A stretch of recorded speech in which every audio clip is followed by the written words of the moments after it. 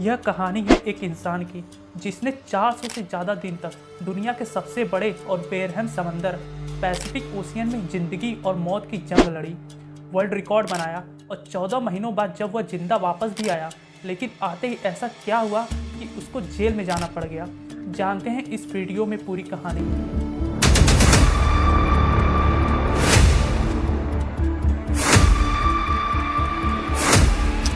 Pacific ocean का नाम सुनते ही लोगों को पसीने आ जाते हैं। देखिए, पूरी दुनिया में 71% पानी है जो डिवाइडेड है 4 ओशियन में, जिनके नाम है Atlantic ocean, Pacific ocean, Indian ocean और आर्टिक ओशियन।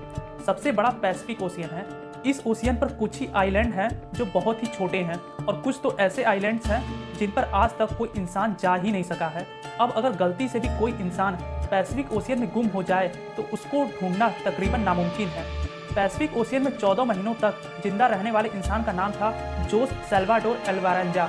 इस इंसान के पास 7 फुट की छोटी सी बोट थी जिस पर सीधा लेटा भी नहीं जा सकता था और ये बंदा 1 साल से ज़्यादा इस बोट पर जिंदा भी रहा। समंदर की बेरहमी का भी मुकाबला किया और वर्ल्ड रिकॉर्ड भी बनाया जो आज तक कोई और इंसान तोड़ भी नहीं सका। जोस सिर्फ अपनी किस्मत से मजबूर था कि वो इस बदतर मुश्किल में फंस गया। यह बात है 2012 की। जोस 36 साल का एक एक्सपीरियंस मछुआरा था जो मेक्सिको के एक गांव में रहता था।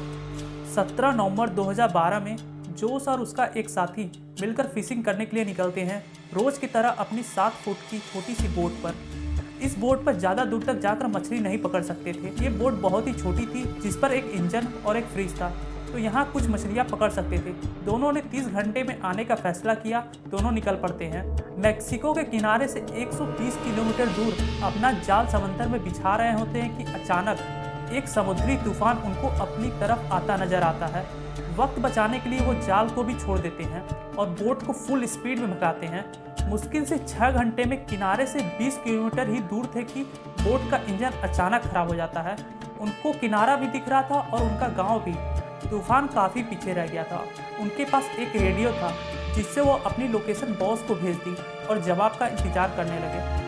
किस्मत इतनी खराब निकली कि रेडियो की बैटरी भी डेड हो गई। एक तरफ वो किनारे को देख रहे थे, दूसरी तरफ अपनी तरफ आते तूफान को, जो इतनी शिद्दत से आ रहा था मानो इनको जिंदा ही निगल जाएगा। तूफान के साथ हवाओं की शिद्दत इतनी तेज थी कि उनकी बोट किनारे से दूर होने लगी।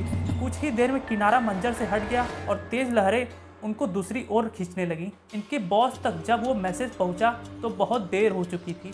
बॉस ने एक सर्च पार्टी भेजी इनको ढूंढने के लिए, लेकिन हर गुजरते लम्हे के साथ जोस की बोट दूर होती गई।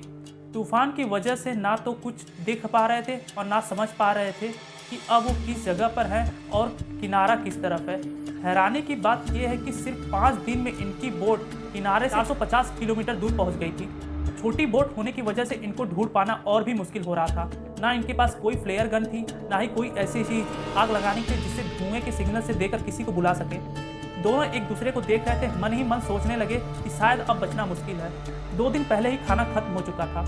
मछली पकड़ने के लिए भी अब उनके पास कोई साजो सामान नहीं था क्योंकि जाल वो पहले ही छोड़ आ चुके थे। दोनों का भूख से बुरा हाल था। अचानक एक पंछी उनकी बोट पर आके बैठ जाता है। ये दोनों एक दूसरे की तरफ देखते हैं और एकदम से उस पंछी पर हमला कर देते हैं, लेकिन उसको पकड़ ही नहीं पाते हैं। दोनों को पता था कि हो सकता है पंछी फिर आए।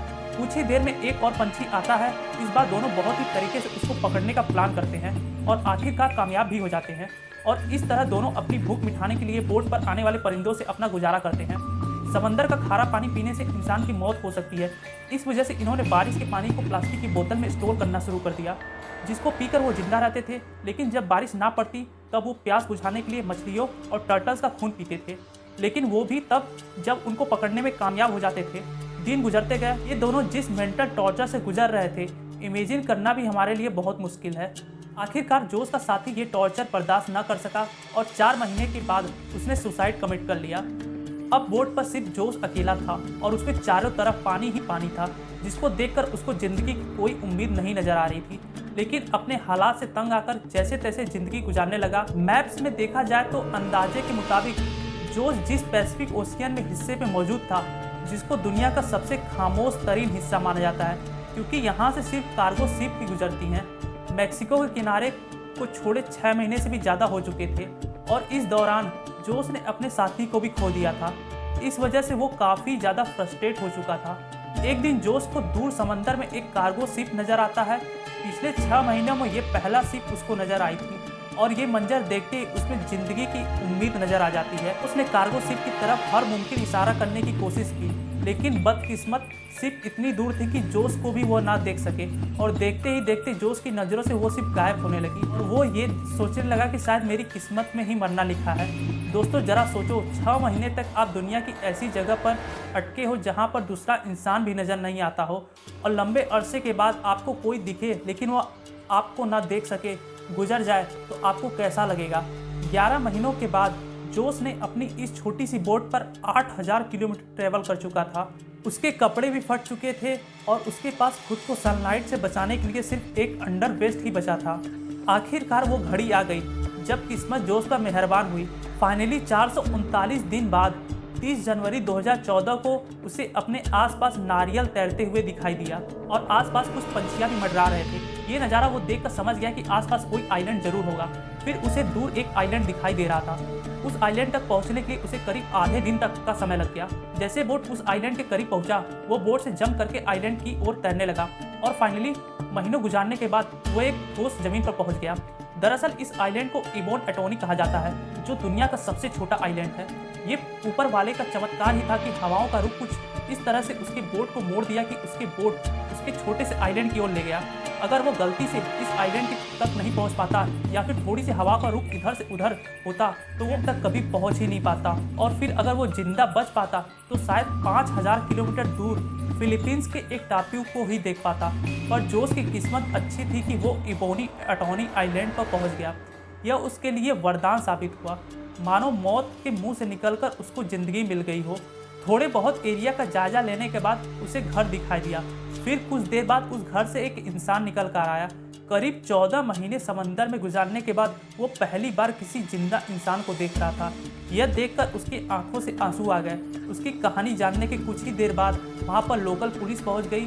जोश अपनी पूरी जर्नी पुलिस को बताया, लेकिन उसके बातों पर यकीन करने वाला कोई नहीं था। भला कोई कैसे 438 दिन तक एक छोटी सी बोट में जिंदा रह पाता, वो भी बिना खाए पिए।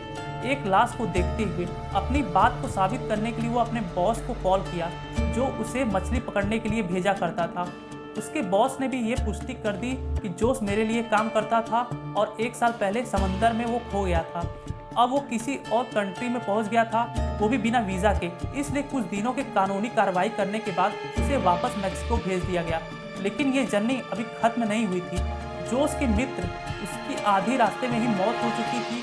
उनके घर वालों ने जोश के ऊपर केस कर दिया, ये कहते हुए कि जोश ने अपने दोस्त को ही मार के खा लिया होगा। कुछ दिनों के कानूनी दांवपेच के बाद जोश को छोड़ दिया गया। उसके कुछ दिन बाद जोश ने एक 438 डेज बुक पब्लिश किया, जिसमें उन्होंने अपनी पूरी कहानी को लिखा था। वीडियो एंड तक देखने के लिए थैंक्स। वीडियो पसंद आई तो चैनल को सब्सक्राइब कर लीजिएगा और वीडियो को लाइक कर दीजिए।